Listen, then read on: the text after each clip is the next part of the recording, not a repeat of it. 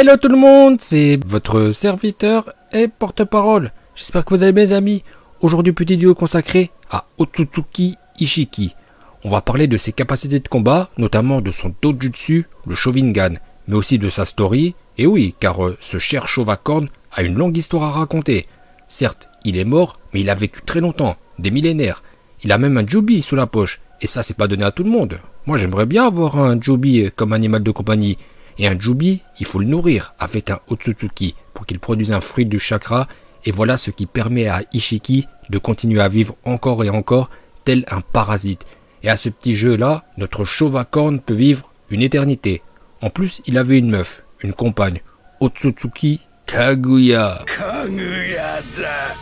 Depuis des temps immémoriaux, les Otsutsuki se déplacent par paire. Momoshiki avec Kinshiki et Ishiki avec Kaguya. Il y a aussi un autre duo, mais on ne sait pas c'est qui, car la gravure a été détériorée, certainement par Ishiki, car ça devait être un rival. Lors de sa mort, Ishiki a parlé à Code, ou Kodo, car c'est comme ça en VO, c'est Kodo. Ishiki a parlé à Kodo d'un dieu chauve Otsutsuki. Dans le château de Kaguya trônait une statue d'un dieu chevelu Otsutsuki. Voilà donc chacun sa vision de la divinité. Bref, Ishiki se déplaçait avec Kaguya. Ils ont atterri sur Terre et là c'est le drame. Kaguya aurait dû servir d'engrais à l'arbre Shinju pour que Ishiki mange le fruit du chakra, mais Kaguya a trahi Ishiki et l'a laissé pour mort. On ne sait pas pourquoi Kaguya a couillé Ishiki, car le fait qu'elle serve d'engrais ne signifiait pas sa mort, car au préalable, elle avait juste à implanter un kama à une personne pour renaître ultérieurement. Mais Kaguya a viré folle, s'en est pris à Ishiki, puis a mangé le fruit du chakra, ce qui développa chez elle un dojutsu de ouf, avec un Rinne Sharingan sur le front et des pouvoirs complètement pétés. Ishiki, quant à lui, a déjà un dojutsu, le Sharingan. Alors, on n'a pas les détails du combat Kaguya vs Ishiki, mais ça devait être de la folie. En tout cas, Kaguya n'a pas rigolé avec lui et elle l'a laissé dans un sale état. Ishiki était tellement affaibli qu'il a dû se planquer dans le corps de Jigen en attendant que l'orage passe et de recouvrer ses forces, ce qui nous amène des milliers d'années plus tard.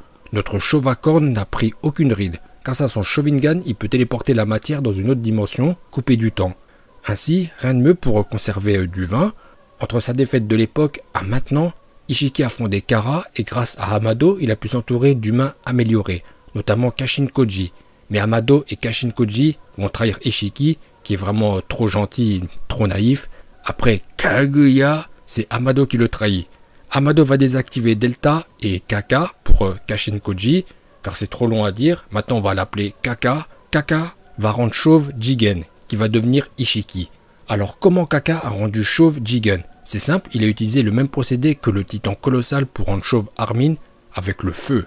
Mais comme Ishiki peut absorber toutes les techniques élémentaires à base de chakra, Kaka va invoquer du vrai feu, et ce pauvre Ishiki va cramer sur place.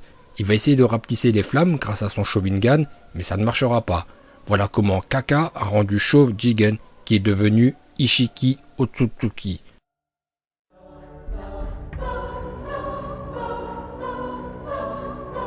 Les capacités du Sharingan sont impressionnantes. Déjà lorsqu'Ishiki est apparu, on aurait dit un charclos, il était à poil.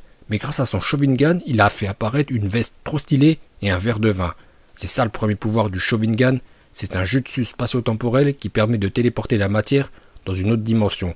Grâce au Sharingan, les aptitudes d'Ishiki sont boostées. Très clairement, c'est le perso le plus puissant de l'univers de Naruto Boruto. Le seul qui a pu lui flanquer une raclée, c'est Naruto en Baryon Mode, mais ça a coûté la vie à Kurama. Ce qui frappe en premier lieu lorsqu'on regarde Ishiki se battre, c'est sa dextérité. Il est super rapide, et grâce à des sens aiguisés et une maîtrise parfaite du Sharingan, il est extrêmement difficile à combattre. Avec son pouvoir de moduler toute chose, hormis des individus, il est capable d'embrocher n'importe qui, et même un Sharingan n'arrive pas à le voir, car le coup est vicieux. Ishiki envoie des pieux en métal minuscules sur son adversaire qui voit et ne sent rien, puis il a juste à les faire agrandir, ce qui nous donne l'impression que les pieux sont apparus sur ses adversaires. Mais en fait non, ils étaient déjà là à une échelle microscopique, puis ils ont grandi. C'est ça le pouvoir du Sharingan, car une roue, c'est chauve. Autre capacité du Sharingan, faire pop des cubes géants qui écrasent ses ennemis. Et comme je vous ai dit plus tôt, personne peut être Ishiki. Pas même Momoshiki qui s'est fait détruire par Naruto et Sasuke. A l'inverse, Ishiki a détruit Naruto et Sasuke. il leur a fait la Hagura. Et Naruto s'est fait sceller dans une jarre comme Poséidon par Athéna dans Senseiya. Et Sasuke a dû fuir. Lors de l'affrontement final, notre chauve à cornes a péché par excès de confiance. Il avait l'avantage sur tous ses adversaires, mais avec le sacrifice de Kurama, il a été archi-dominé, ce qui a réduit son temps de vie. Puis il s'est fait avoir assez bêtement, tout comme Madara à l'époque, trompé par Hashirama avec un clone de bois. Kawaki va duper Ishiki avec un simple clone d'ombre, et notre chauve à cornes va définitivement disparaître. Ceci dit, il aura quand même marqué l'histoire, de par sa ténacité à vouloir survivre et prolonger sa vie de cafard. Il s'est révélé être un antagoniste extrêmement difficile à battre, surtout que c'est un personnage très charismatique, mais ça c'est dû à son Sharingan et le fait que ce soit un chauve à cornes, ce qui accentue sa prestance. On peut même parler de prestance divine. Voilà pourquoi Kodo le vénérait. En revanche, Kawaki était vénère contre lui, car plus jeune, il lui a fait la Hagura. Mais au bout du compte, c'est Kawaki qui a gagné. En plus, quand on voit le flash forward, et oui, je parle le franglais, vous avez vu. Donc, quand on voit le flash forward, il semblerait bien que Kawaki, qu'on va désormais appeler Kawachauve, ait pu récupérer le Kama d'Ishiki. On ne sait pas encore comment il l'a fait, mais il l'a fait. Par contre, il a viré fou et attaqué Konoha. Voilà pour l'histoire d'Ishiki et des capacités du Sharingan. Écoutez, cette vidéo arrive maintenant à son terme. Bon bah, vous allez mettre votre like car mon travail est extraordinaire. Et prenez un deuxième compte Google pour liker. Allez-y, et je vous dis à bientôt.